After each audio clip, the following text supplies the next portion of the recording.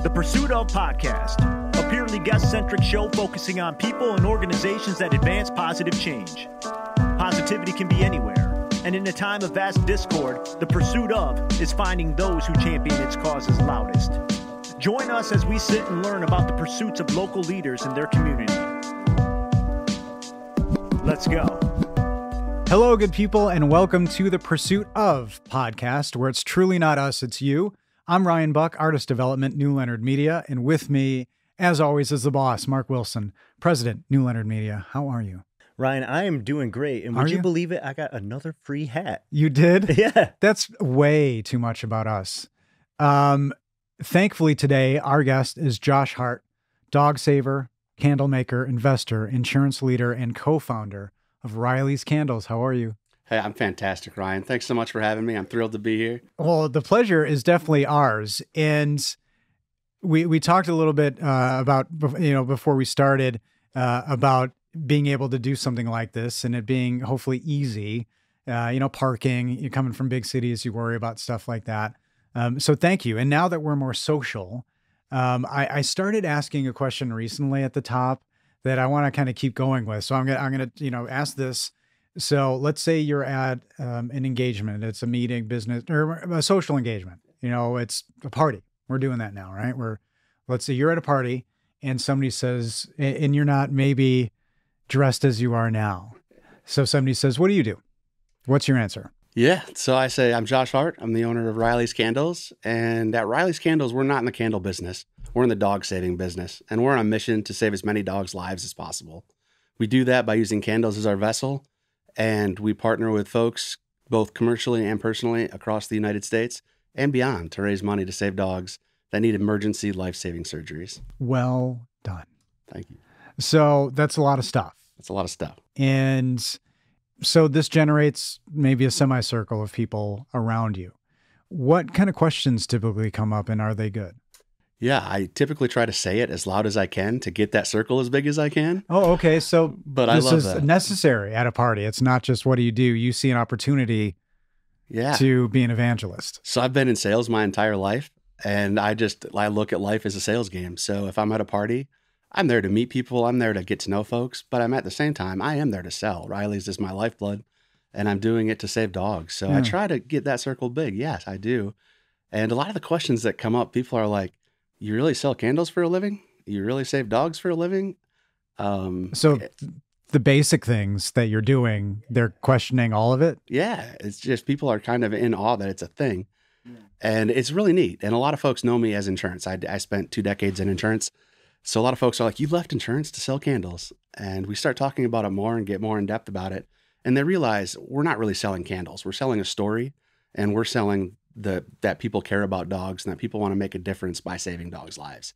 That's what we're selling. We're using candles as the tool. Yeah. So for me to sit here and tell you I was passionate about the diehard candle industry. Well, candles were important because Riley.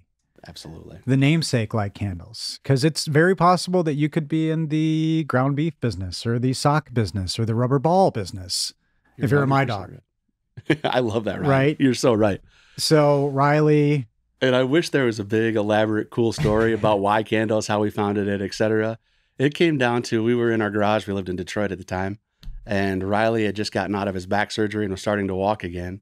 And it was just out of the blue. Our neighbors had moved and left a bag of soy wax and some fragrances in our garage and said, hey, we don't want these. Just do what you will with them.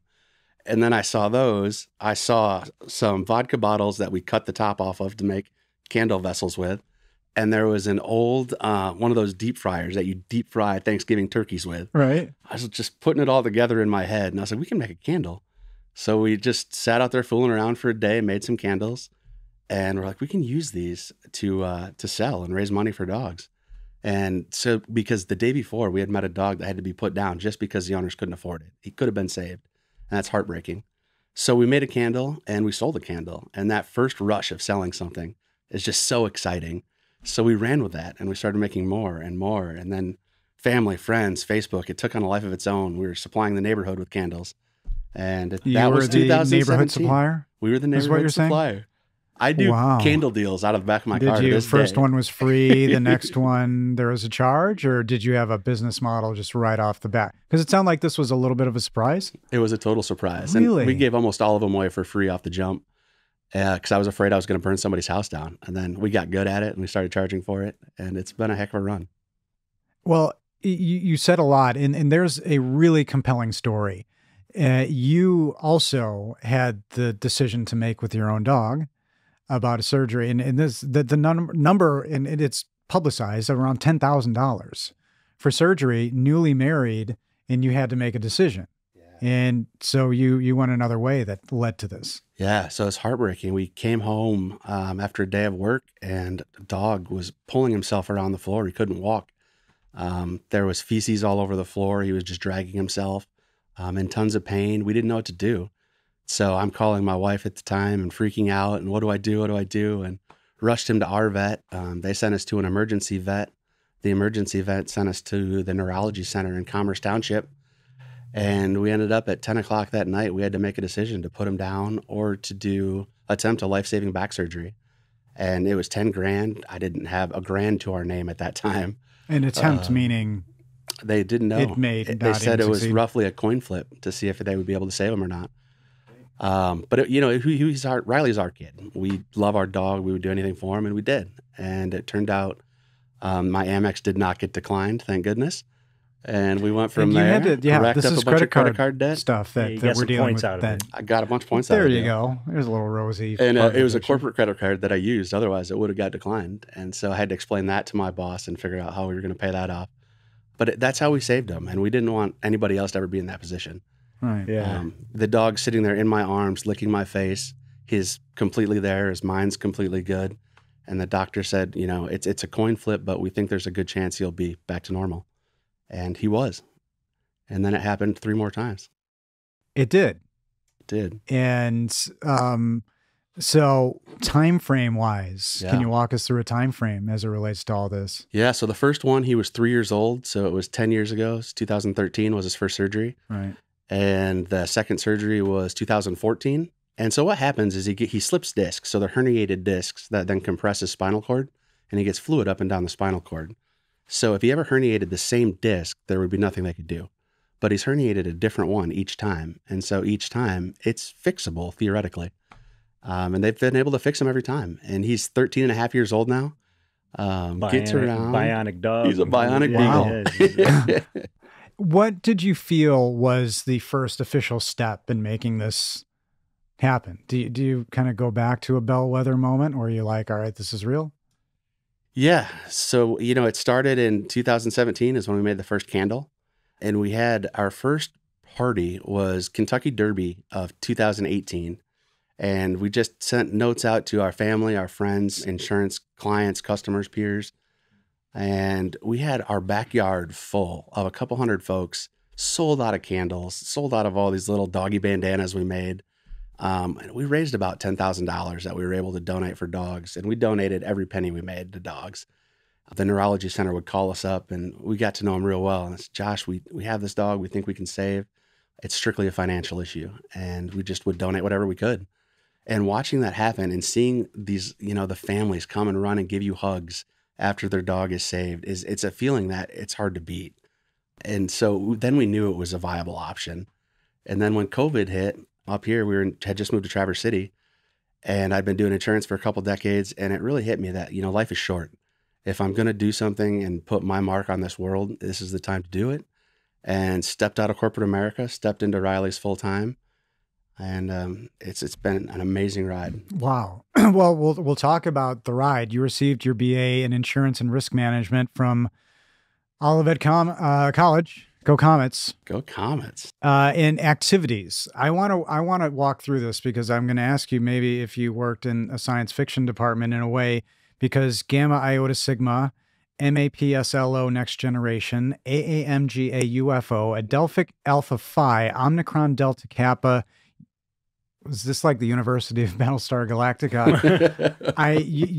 So you were you did a lot, in a short amount of time with what you had. What was kind of the dream, the plan, and the reality?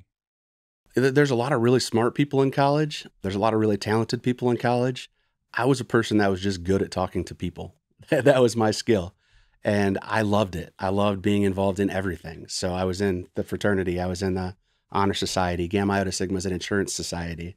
Played football. I gave the commencement speech. It's just connecting people is what I'm passionate about. And any platform I have to do that, I'm grateful for that. So being here with you both, this is fascinating. Right. I love this.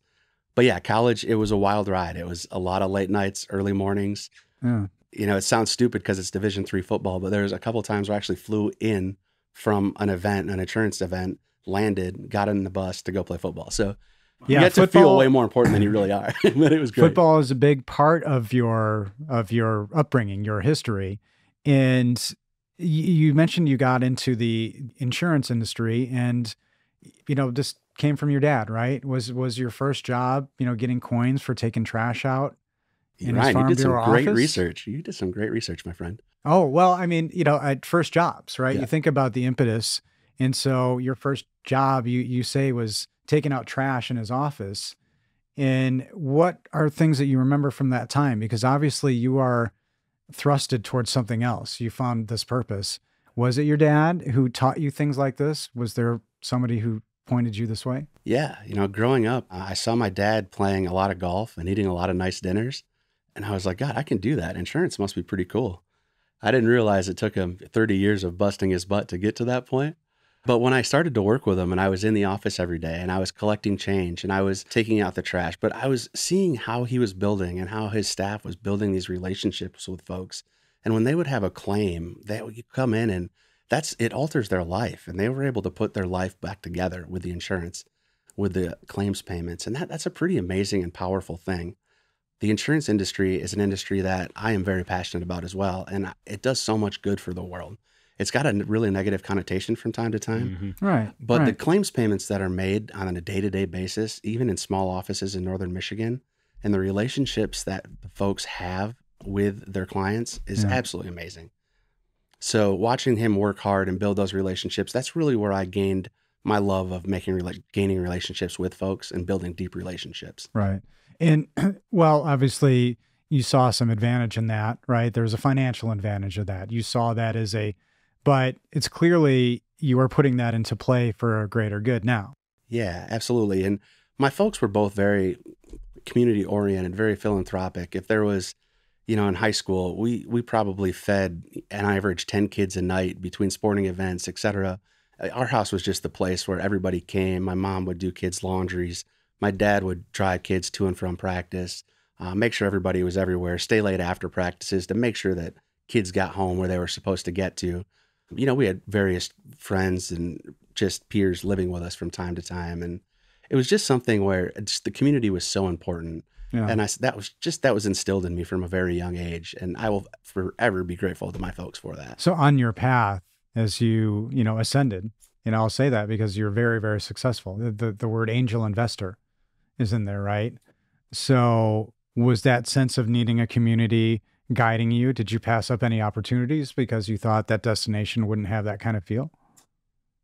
I think, I don't want to say I passed up any opportunities. Like in big New York or something like that.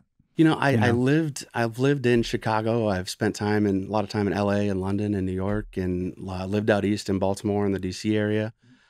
And it was always a passion to get back to Northern Michigan. I was born in Flint, but I was raised in Gaylord, Michigan.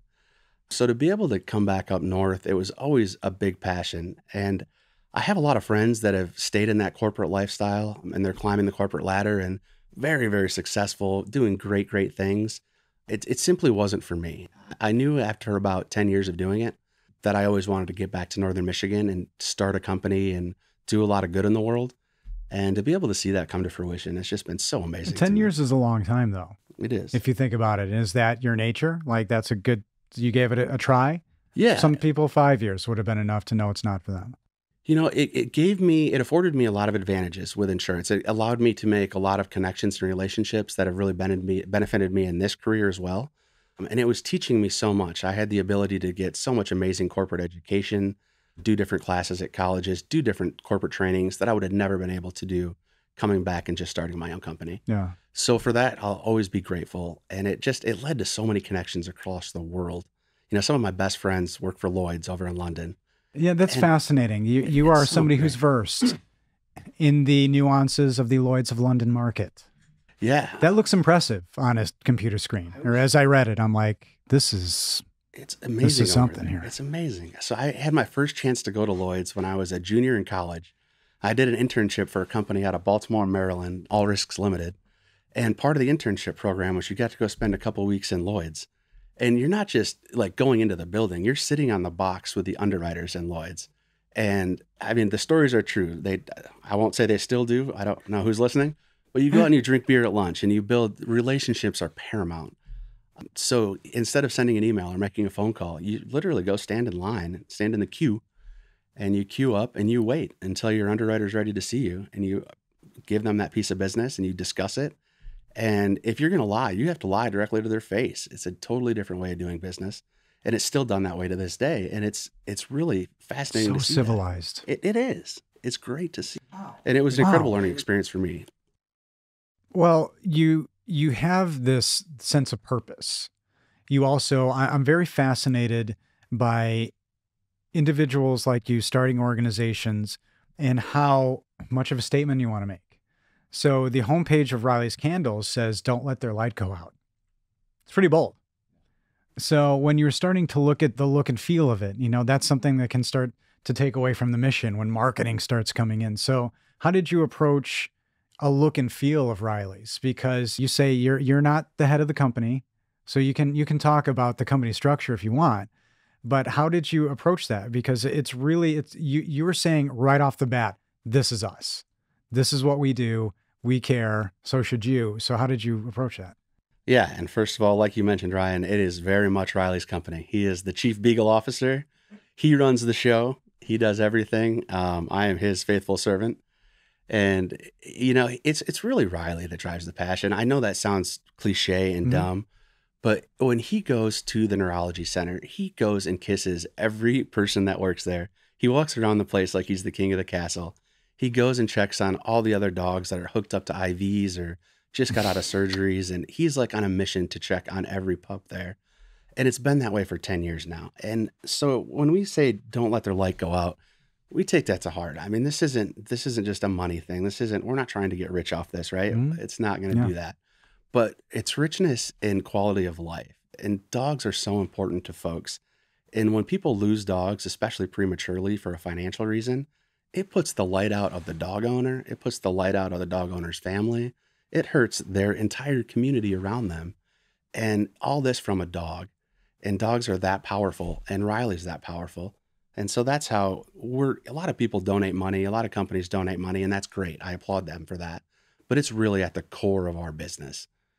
And that's where the look and feel of Riley's comes. It's driven by Riley. Wow.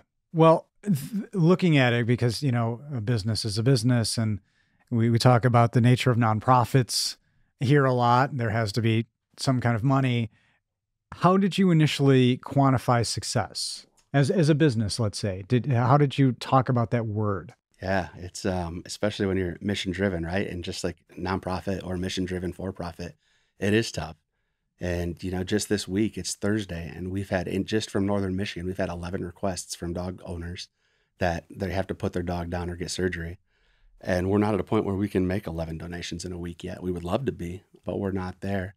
But we have to take into account, we want to be here for the long haul, and we have to be sustainable. So we do have to look at the bottom lines. You know, unfortunately, money is money. And we have to be able to make sure that we're around for the long haul to save as many dogs as we can. And as we grow our profit, we can save more and more dogs. And what we're learning the hard way is that the margin in candles isn't as high as some other areas. And the shipping of candles is a very expensive challenge right now. So once again, the logistics of doing business make it hard to do some good. So hard. So that's a struggle. That's something we struggle with every day. Is what's the best way?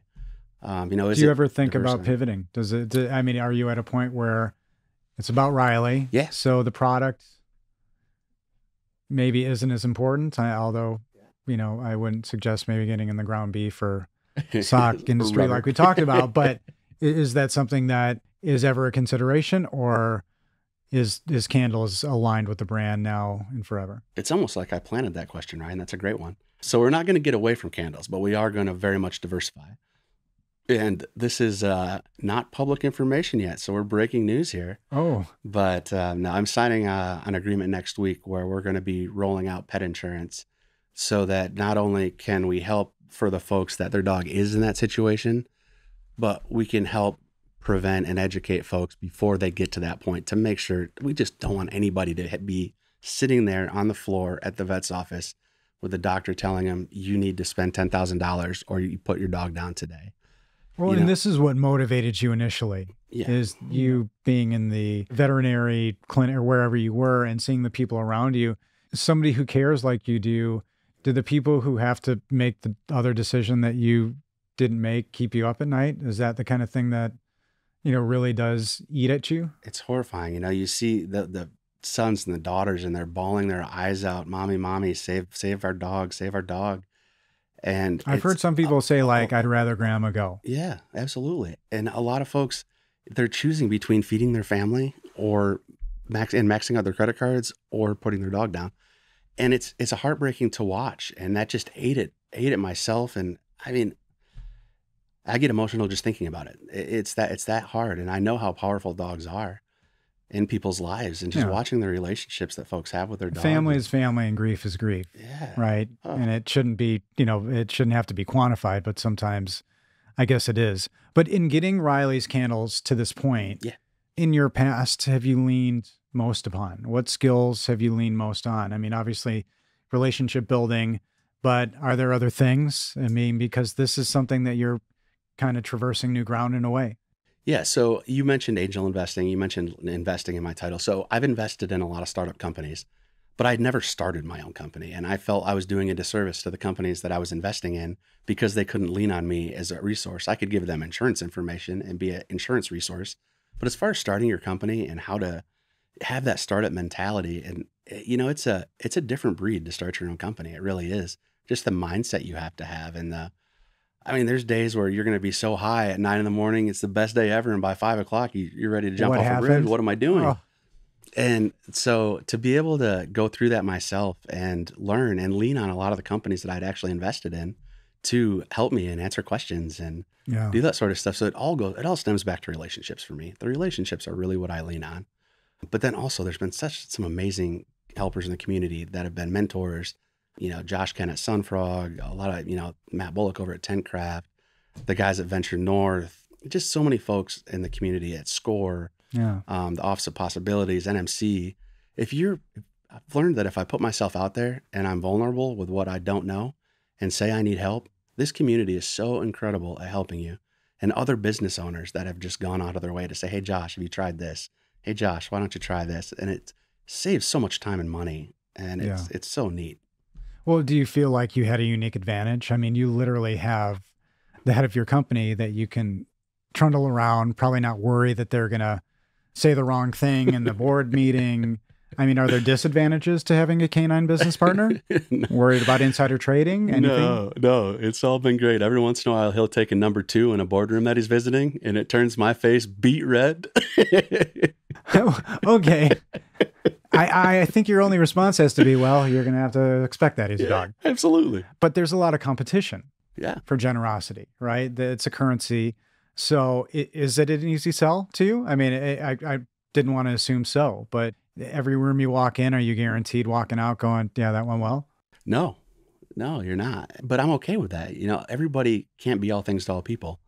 And in giving out a lot of donations and helping a lot of folks, we had to make a change to our bylaws because we started getting hit up by so many scam artists. They're sending actual pictures of dogs with broken bones and all this stuff and giving us the sob stories and asking for money. And then they want it to go straight to a Venmo.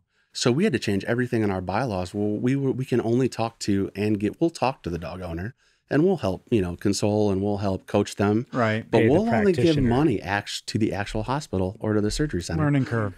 Yeah. And something you never thought you'd have to learn, but we learn. Well, yeah, that's the balance. It's business. And And you did move into a retail location. Yeah. You partnered with 20 Fathoms. And what precipitated that? Was it something that you probably could have succeeded? You know, you talked about the backyard full of 300 people. So what was necessary about having a location? You know, for me, I'm a big believer in this is just my personality, and it's how I operate. If I'm going to do something and I'm going to see it through, I have to be all in. So for me to be all in, I needed that flagship store. I needed a place where people could come see Riley's candles.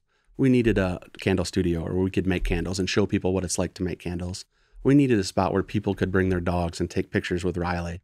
We needed that.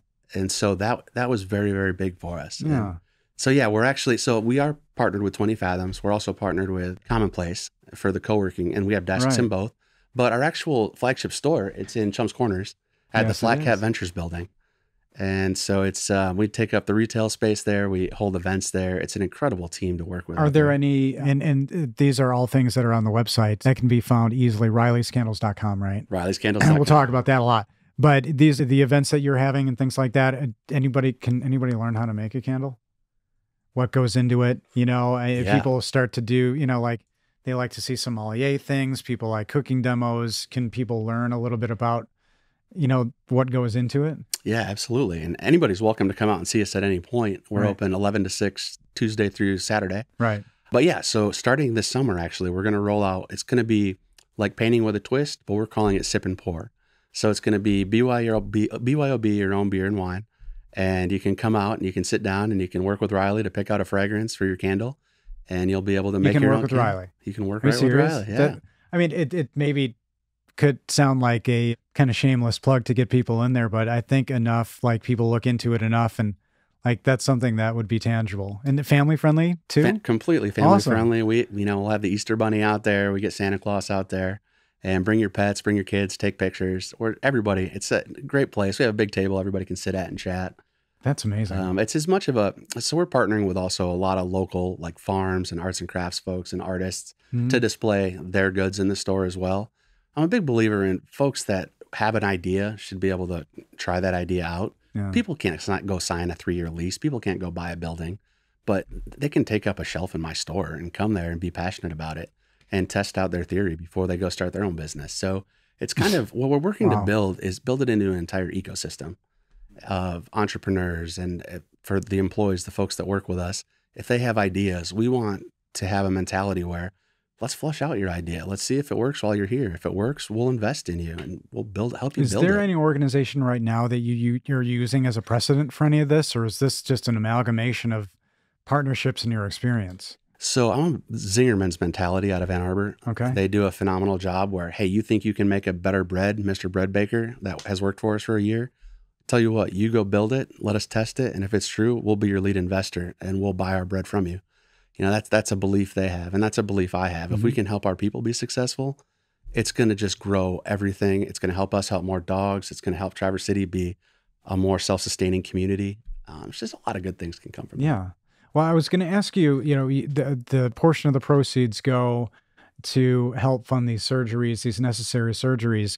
And I was going to say how much more difficult is operating this the more success you're getting. And you let us know a little insight to that about getting scams. Anything else that you're starting to go, maybe these are the days that I wish I hadn't been so successful? Yeah, you know, it's a good problem to have, right? There's more people that are asking for money. There's more people, more vets are learning about us, more surgeons are learning about us. So far we've we opened our e-commerce store on Halloween of 2022. We've shipped to 46 states, 6 countries, and 3 continents. Right. From tiny Traverse City, Michigan. And so and a lot of people are buying them as gifts, which is fantastic because then more and more people learn about it. So we're getting calls for people that need help for their pets from all over the country. And it's amazing, but it's heartbreaking because we just don't have the budget where we can help save them all right now. So we want to continue to grow. We're working on getting our 501c3 because what we found is for a lot of our corporate gifts, they want to buy candles, yeah, but they want to buy those mainly at like Christmas time. But they want to build into their budgets the corporate gift giving. And we don't have an arm to do that right now. So that's where the 501c3 is going to come in. Okay. And we're going to be able to set up more of a foundation type atmosphere and to allow, again, just to keep the sustainability, to make us practical long term. Are do you look at this as a business, as a culture? Like, how do you approach the culture? You know, you're Yeah, obviously well, I mean, you're the second in command, right. but how is the culture? How is it to work for, to volunteer? What's important to you when you're establishing that? Yeah, so I like to look at it as a movement. I'm not a big believer in the separation of, work-life balance. All that stuff to me is fictional. I think COVID even made that more so. Everything kind of blends together. So for me, it's a movement, right? We're trying to save as many dogs as we can. We're trying to do that through candles, but we're also trying to do that through any way that we can get community, get people involved. What we're selling is a movement and a mission of Riley's Candles.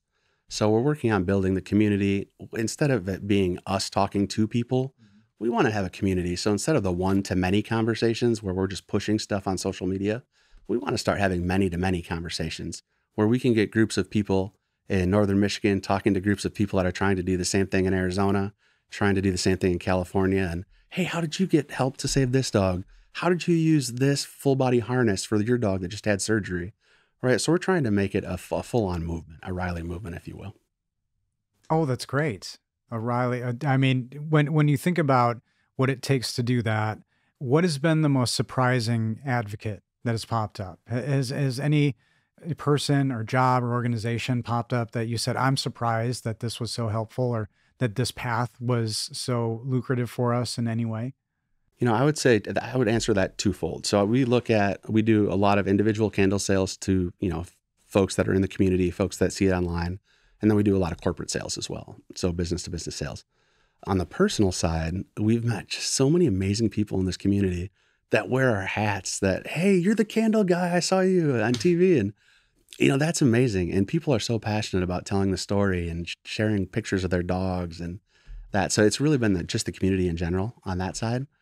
On the business side, it's been amazing how my relationships from the insurance world have really came so into play. Really? Even some of my most Are you hardcore about to competitors. soften the insurance industry right now? I wish I could do that. It's not going anywhere. But those relationships, it's been amazing. So our first big, when we off the jump, we were struggling, small business starting up, projected to lose money, for the first year roughly is what we projected. Mm-hmm. We were at 13 months for break even. And our first month, we got a massive order. And I'll give a shout out to Derek Shinska at Highland Insurance out of Ann Arbor. Mm-hmm. And he brought us up to their HR staff for their corporate client gifts for Christmas. Right. And they always give out a lot of these big gift baskets. So what we did is we worked with a woodworker out of the Lansing area, and they made custom carrying cases that hold 2 Riley's candles and 2 Traverse City wines, and then some Cherry Republic nuts and cherries. And we sold those, and we sold 100 of them instead of gift baskets. So one of my hardest lessons I've learned in the startup world, you have to have a special license to ship alcohol. Didn't know that. So we didn't just sell 100 of these to one person. We sold them that we would have them delivered individually to each of his clients, right? So my dad, my mom, and I are loading up U-Hauls full of these with Google addresses, 100 Google addresses plugged in, driving all over the Midwest, delivering these things one by one. Oh my goodness. But it was amazing because it was a great marketing experience. We got great information out of it. But, it's part of learning, right? We didn't know what we didn't know. But those relationships have carried over, and we've had insurance purchases from just everywhere. It's been amazing for us. Can you talk, and I know this is maybe not as exciting a topic for you, but maybe juicy for listeners, is the R&D. Yeah. The creation of candles, the scents, anything that you can share about that you've learned along the way, because you kind of started to do this on your own. I mean, but this is a whole world. There are people who are professional smellers, and so can you talk a little bit about the making of candle? Nothing proprietary, of course, but what's the R&D like? What's a day like? A creative day for you? And first of all, I want to give 2 huge shout outs, because when we were getting started, we didn't have the capacity to make enough candles to fulfill. So we needed help in that area. And Evil Queen Candles right here in Traverse City, Ida and her team were instrumental in helping us supply us with candles. And they've been an amazing partner. And Coyer Candle out of Midland has been an amazing partner for us.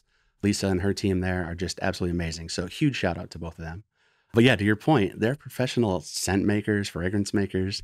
There's about 1 million different kinds of wax you can use. You'll have to pour it all at different temperatures. Some's more porous than others. Depending which fragrance you're using, it's at which temperature it has to be poured in. The wicks themselves, most of them have wax right on them. So if you pour when it's too hot, you're going to melt the wax right off the wick, and then it's not going to burn. So there's a huge learning curve there. And it's been fascinating to go through and learn. But to be honest, with a lot of the fragrances, Riley picks them out. And we'll put, 50 samples down on the ground. And the ones that he goes over and smells and starts to get excited about, those are the first ones. That's how we started making them. And we continue to this day. And then we get feedback from, a lot of folks, and we run with a lot of those fragrances. But what we have learned is that the holiday seasons are huge. So people want Easter smelling candles. People want holiday smelling candles. So that's been a big, we come out with a lot of smaller batches for the holidays, which has been a fascinating learning curve. And when you think about other things that you could, offer, you talked about the areas of insurance. Are there areas that you would like to expand as far as the retail component, as far as maybe online? Because you said you can do pretty much anything, right? So anybody can access Riley's candles? Yeah, for sure.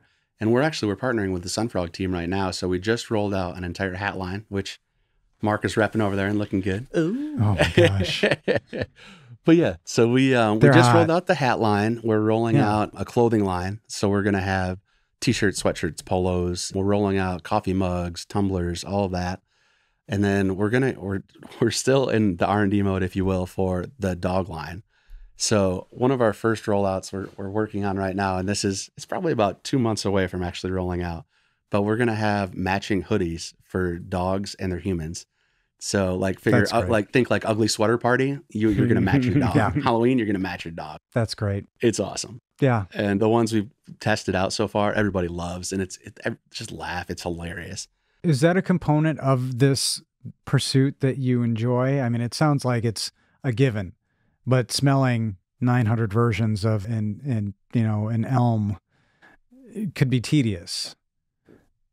So how do you stay positive through all that stuff? I tell you what, if you came with me at one donation where you get the sons, the daughters, the parents coming up to you and giving you big hugs, and knowing that what you woke up that morning to do helped save that dog's life and save that family from the heartache, and for hopefully enjoy that relationship with their dog for the next 5-10 years. It is so heartwarming, and it'll change your life. Yeah. Does the phrase, "it's the way we've always done it," resonate with you? It has. That phrase has pissed me off from the day I started. Really? It's one of my biggest pet peeves. Seriously? Two of them, one of them is the way you've always done it, and the other one are gatekeepers. Gatekeepers piss me off to no end. Gatekeepers. So it's the way we've always done it. Why does it bother you so bad? It's twofold. It's because innovation is what makes the world great. Innovation is spurring change is what is going to make this world a lot better place. And so, for example, the Office of Possibilities. I was just at a meeting this morning at the Innovation Center at NMC, which if you haven't been there, go check that place out. It's amazing. But the higher education model is still run to this day on the way we've always done it. It's still the full academic year. It's still accreditation. It's still all this stuff. And the whole reason we founded the Office of Possibilities was to flip that on its head and help innovate change and help spur change and have it not be the way that it's always been done. Because the way that it's always been done is broken. It was great when it was founded, and it's this way in a lot of industries. The insurance industry is very much that way as well. It's just the way we always did it. Well, why can't we do pet insurance now? Why can't we evolve the way we look at things? And the world is constantly changing and evolving, and that's what innovation is, what is going to make this world a place that's just gets better and better and better instead of that doom and gloom you see on the news every day. And so you said gatekeeping? Yeah. Or gatekeepers. So the thought of gatekeepers or actual gatekeepers? Both, yes. Oh, okay. But so gatekeeper for me, and I don't mean like the gatekeeper, like the secretary that's sitting at the front of an office. I'm talking like when you're trying to start a business. I had to jump through so many hoops that I didn't even know existed. Mm-hmm. And then every time I want to go to an event to market my business or do something, you have to pay this $10 fee. You have to fill out this form. You have to go talk to this person and get them to like you before you can be admitted. If it's a free enterprise out there, it's capitalism. If you're starting a company and you want to go out and do this and you're willing to go hustle, we need to eliminate the barriers to entry. We need to eliminate the gatekeepers.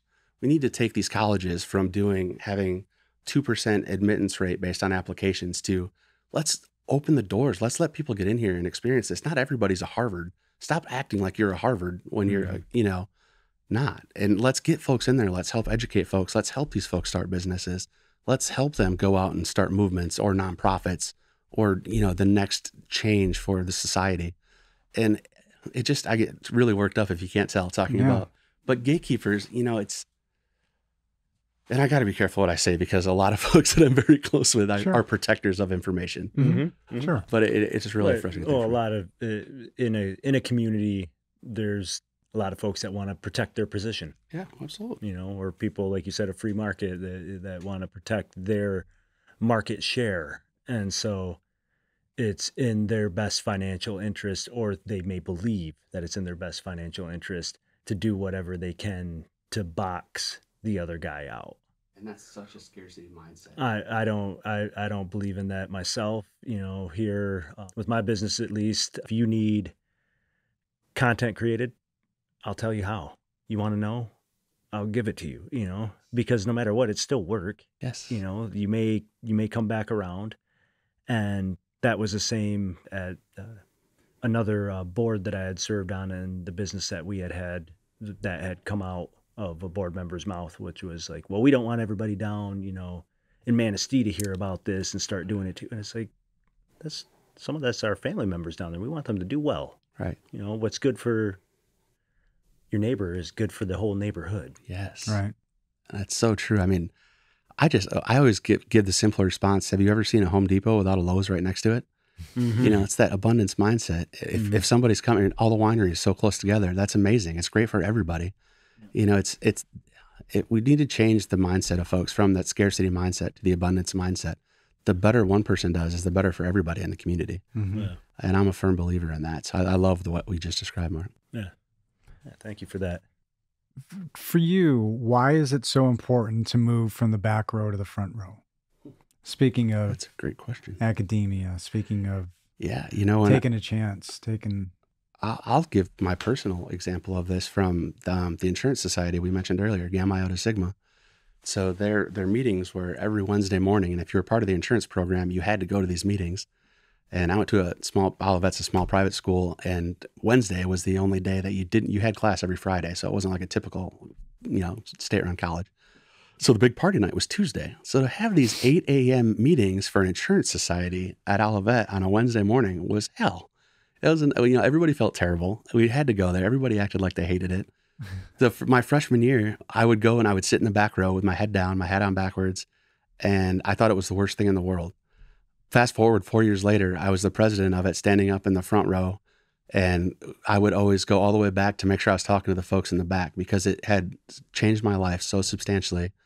And the relationships and the opportunities, it allowed scholarships to pay for my college for 4 years by moving from the back row to the front row. It allowed me to work in different countries and travel the world as part of this insurance program while in college. It allowed me to build relationships that I never had any business having, because CEOs of large insurance corporations would invite us in and say, oh, you're the president of this at Olivet College where they have a top insurance program. I looked at it like I was a free agent in sports. I got to go around and meet all these CEOs and go to all these boardrooms and do all this stuff that I never would have been able to do otherwise. Right. Because when you're an employee of another firm, they're not going to bring you in and tell you all their stuff. But when they're recruiting you out of college, they are. Right. So just by making that move from the back row to the front row for me in college made all the difference in my life today. And that's fascinating because the idea of, the core skills that you have cultivated to make this happen, maybe you can't learn in college, right? So do you ever look back and think, had I maybe started this right away and had the confidence in myself to start and use my inherent skills, I'd be doing something else? Or is this the path that you needed to be? For me, I needed to take this path. I would have always wondered what if, the grass is always greener kind of thing. So I needed to experience that. I needed to experience corporate America. I needed to experience, coming from a dirt road in northern Michigan, I didn't know what an expense account was. I didn't know what a corporate credit card was. I didn't know what made the business world turn. Do you miss any element of that on any day? Not just when it's hard to pay the bill or pay whatever, if that ever comes up. Yeah. But do you miss any element of that? I miss the people. So I worked with incredible teams. I had incredible, underwriters, people at the companies that I worked with, incredible clients. I miss the people every day. do I miss anything about day-to-day insurance? I'd be lying if I said that. But I miss the people, and I miss the relationships. And, you got to do some amazing things, whether it's going to entertain at a concert or going to these golf outings or going, whatever. You get to do some great things. But that whole time, it's all revolving around relationships. And it just helped you advance that skill, which is a skill that not everybody has or cares to develop. Absolutely. And it teaches you also, I learned the hard way how to cold call. I learned the hard way how to walk in and bang on doors. I learned how to dial 500 times in a day with somebody listening on the other end so they can coach you Do you along. think those are skills that, one could look at as antiquated, but are going to come back as relevant? And maybe there's going to be something that gets young people into that kind of skill set, like, hey, this is valuable. I think cold calling is still a valuable skill, but I look at it more of a mindset than I do an actual cold calling. Yeah. It taught me how to not fear talking about what I do and not fearing asking for something. And that served me well, whether it's raising money philanthropically, whether it's angel investing, whether it's trying to get on somebody's, in somebody's office to ask about buying a candle, or, hey, look, we've got these 5 dogs that need to be saved. We need 10 grand to do it. Can you help us? And so that's something I don't think I would have the guts or the know-how to do had I not gone through that ringer. Wow. Well, what is the best way that people can connect and support? What's next? What do you have going on? You talked about something new that's coming up, but what else? What can people be excited about? What are you excited about, like right now? I'm super excited that Riley is going to throw out the first pitch at the Pittsburghers game this spring for the dog days of summer. Seriously? Yes. Yeah. Oh, that's fantastic. When you watch Riley walk, he walks like a 13-and-a-half-year-old beagle that's had 3 back surgeries and been paralyzed 4 times. He's got this cool little waddle. Yeah. Back legs are nice and stiff. But yeah, Nice. So he's going to have a treat at home plate, and Oh, that's awesome. we're going to see if he'll make it down there. So, I mean, that shows, that's a community that, supports, and people will be there and be excited about this. And I have a final question for you that I'd like to ask you, if you don't mind. And I'm really curious about the answer. And I've heard this about being a server, but do you really feel like the world would be a better place if everybody spent 2 months in a football locker room? It may or may not have been said by you. It would be, yes. Do I think they would be? Yes, I do think so. The Pacino speech in any given Sunday, that's great. But I just assume it's a scary, scary place. It would be a much less politically correct society. But yeah, I do think so. And I think the team concept of that is so huge. Again, going back to being from a dirt road in northern Michigan, I didn't have the diversity of ethnicities, of inner city folks, of folks that were raised differently than I was. When I went to Gaylord, everybody looked like me, talked like me, lived in a dirt road or in a subdivision like me. And so that football locker room, I went and I spent Thanksgivings with teammates in inner city Detroit where I never would have been. I learned different cultures. I learned different values, and I learned the work ethic. If my teammates are going to sacrifice and be there working out at 5 a.m., I'm going to get my ass out of bed and be there at 5 a.m. And so just that concept and that culture has served me very well. So yeah, I think football definitely would change. Fantastic. See, you have the what you do has a softness, but you've got some intensity. Well, any number of years of sales will do that. But I guess it absolutely will. Well, is there anything else that you want to share about what's going on with what you've got going on? Again, ways to connect, donate, support. Yeah. And, social media, we're huge on it. We're all over it. So you can go to our website, rileyscandles.com, and you'll see all of our social handles there. We're on there all the time. But yeah, we're at the store, daily. So we'd love to have you come out. We'd love to meet you. Bring your pup, bring your family. And I will give a quick shout out. So in preparation of this, I was listening to your podcasts, and a couple that were recent that really are folks and organizations near and dear to me. Nick Beetleson at Commonplace has become a really close friend, but he's also the one that got me to really think about going full-time into Riley's. It was 2 years ago after a TC New Tech event, and I had met him there. We got introduced from some folks, and then we had coffee the next day. And he had asked me, he had heard about Riley's Candles and asked me about it. And he looked me like dead ass in the eye with this deep look that only Nick can give and said, "Josh, what would it take for you to go full time into a social impact business with Riley's Candles?" And I still to this day give him crap about it. I'm like, why the hell did you do that? And then it was in my head and I couldn't stop. So from that was just over 2 years ago. And so it spurred this whole movement of taking it full time. So Nick's awesome. There's great stuff going on at Commonplace. And then Rotary Charities, Sakura is amazing. I'm a big Rotary guy. I go every Wednesday morning, and the stuff that they're doing and the system change event they had and what the grants that they put together and worked with the organizations on in town are just absolutely amazing. If you haven't checked it out, the system change, go to rotarycharities.com and it's on there. But near and dear to my heart. So I love what you guys are doing. That is really Thank you so unselfish much. of you to take that time to be able to do that. And thank you so much. And to all those who pursue along with you, saving dogs, and quite frankly, with that, keeping families together. That's so important. So thank you again for taking time to talk with us. Thank you, Ryan. Thank you, Mark. Thank you both for what you do. Absolutely. And to our listeners, thank you all for listening, and thank you for pursuing the positive.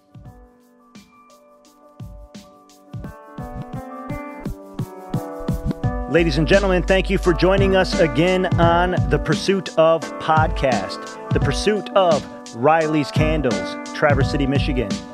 Josh Hart, there's a reason why you have that last name. You have a big heart. You're a great guy. We truly appreciate the things that you are doing. Do not let their light go out. Riley'sCandles.com. Check them out today. And as always, for all things audio, video, podcast production related, come see us at newleonard.com.